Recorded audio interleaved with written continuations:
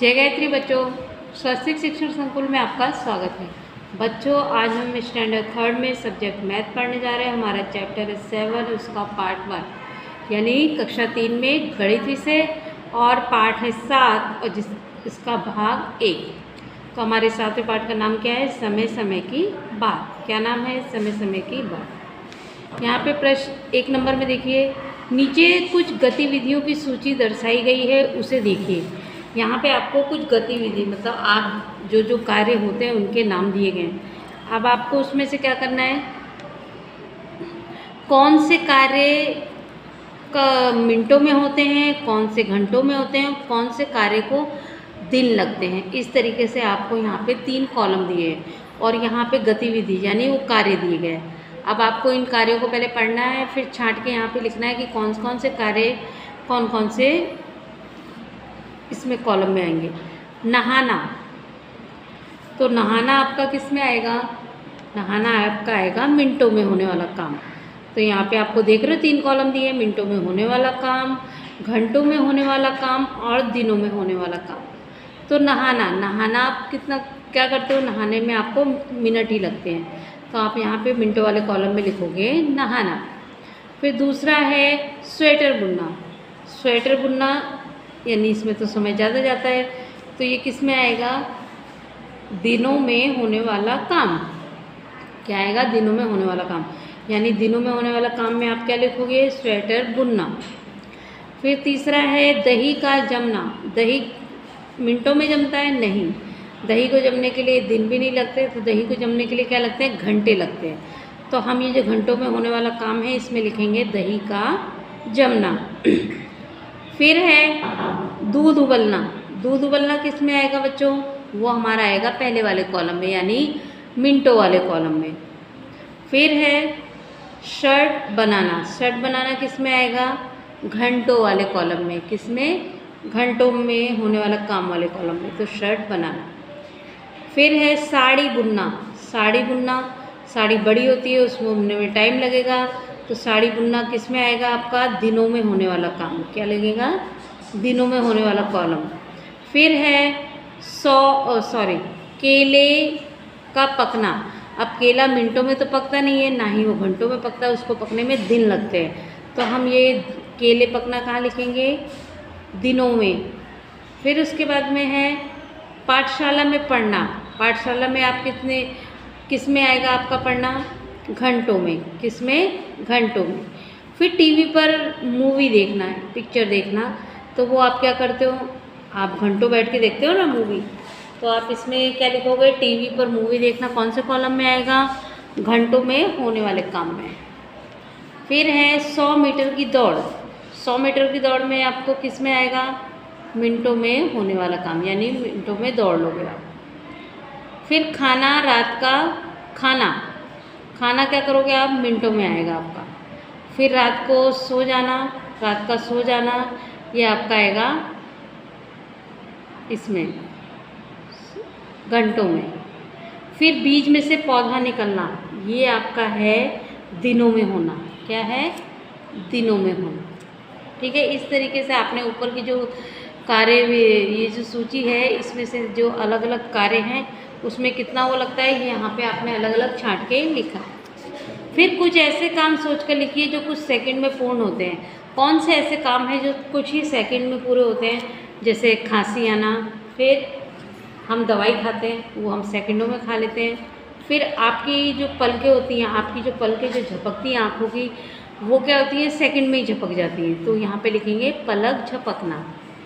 फिर है छींक आना। आपको छींक आती है तो छींक आना। फिर इस तरीके से चुटकी बजा जाना, तो ये क्या है? सेकंड में होने वाला काम। फिर ताली बजाना, इस तरीके से ताली जब हम बजाते हैं तो वो भी हमारी क्या है? सेकंड में पूरे होने वाले काम। ठीक। फिर आता है आपका प्रश्न नंबर 3। इसमें आपको क्या दिया हुआ है? इरफान की माँ उससे दुगनी उम्र की है, वह उससे 20 साल बड़ी भी है। इरफान और उसकी माँ की उम्र का अंदाज़ा लगाइए। तो यहाँ पे बच्चों देखो प्रश्न नंबर 3, इरफान की माँ उससे दुगनी उम्र की है, वह उससे 20 साल बड़ी भी है। इरफान और उसकी माँ की उम्र का अंदाज़ा लगाइए। इरफान की उम्र कितनी है? 20 वर्ष। कितनी? 20 वर्ष। और उसकी माता की उम्र उससे दुगनी यानी 40 वर्ष की। ठीक है, फिर आगे आप देखिए यहाँ पे पृष्ठ संख्या 100 पर दिए गए सुधा के जन्म प्रमाण पत्र को देखकर निम्न प्रश्नों के जवाब दीजिए। 2/5/2002 से पता चलता है कि सुधा का जन्म कौन सी तारीख को हुआ? 2/5 यानी 2 तारीख 5वां महीना 2002। तो हम यहाँ पे क्या लिखेंगे? 2 मई। 5वां महीना कौन सा होता है? मई का। तो 2 मई को वर्ष 2002 में हुआ था। फिर दूसरा है आपका सुधा 2 मई 2008 को कितने साल की हो जाएगी? सुधा जो है 2 मई 2008 को, ठीक है, कितने साल की हो जाएगी? तो यहाँ पे है 6 वर्ष। कितने? 6 वर्ष। ठीक है,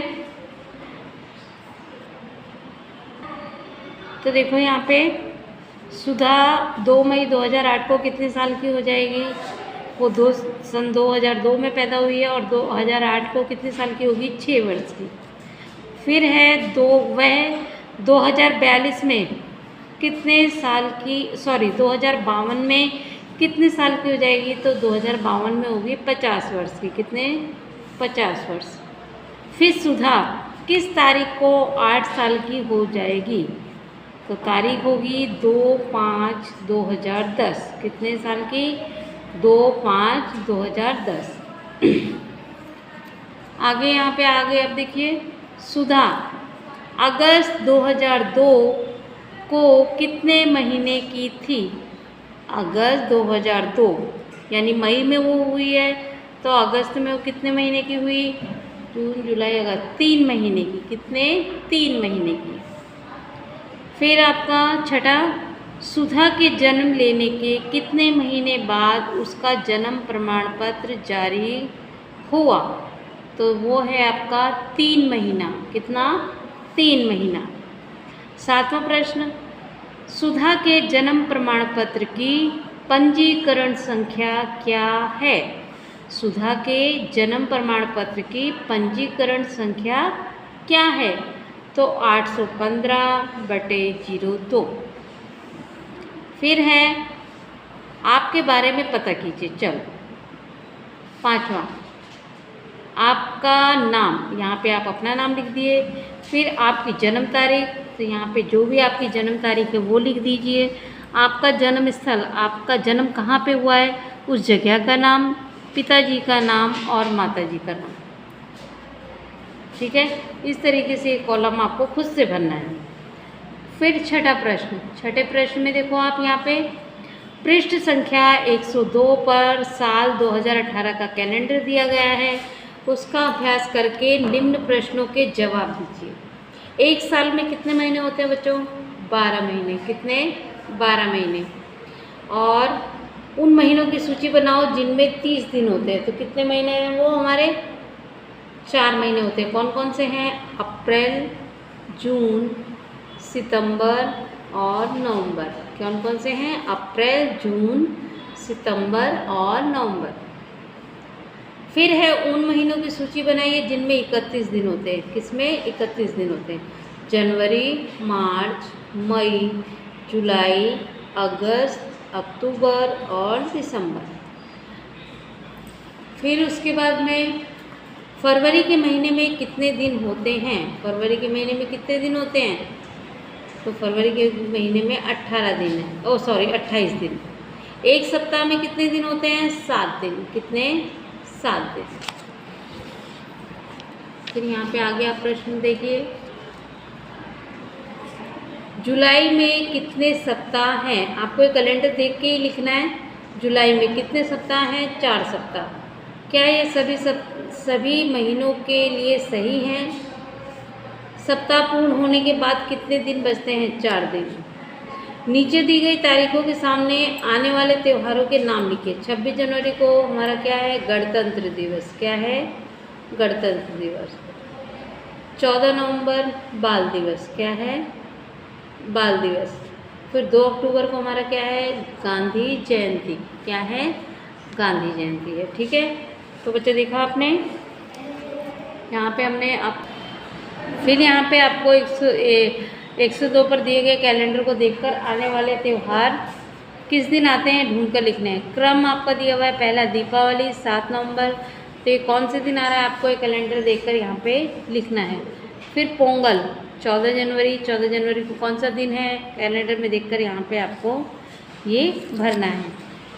फिर उसके बाद में यहाँ पे ऊपर दिए गए त्योहारों को उस क्रम में रखो जिस क्रम में वे साल में आते हैं। जैसे 14 जनवरी, 14 जनवरी को आपका क्या आता है, पोंगल या मकर संक्रांति। फिर 31 जनवरी यानी गुरु। तो देखो बच्चों यहाँ पे इस तरीके से आपको लिखना है। फिर 15 अप्रैल बिहू, 25 अगस्त ओणम, 2 अक्टूबर को गांधी जयंती, 7 नवंबर को दीपावली, 21 नवंबर मिलाद उन नबी, 23 नवंबर गुरु नानक जयंती और 25 दिसंबर को क्रिसमस। ठीक है, इस तरीके से यहाँ पे आपको सन 2011 का कैलेंडर देखकर आपको ये दिन भरने हैं। तो आज की इस वीडियो में बच्चों यहाँ पे मैंने आपको स्वाध्याय पोथी में जो भी यहाँ पे आपको करवाया है, आपको इसे अपनी स्वाध्याय पोथी और नोटबुक दोनों में करना है। तो आज के लिए इतने बच्चों, जय गायत्री।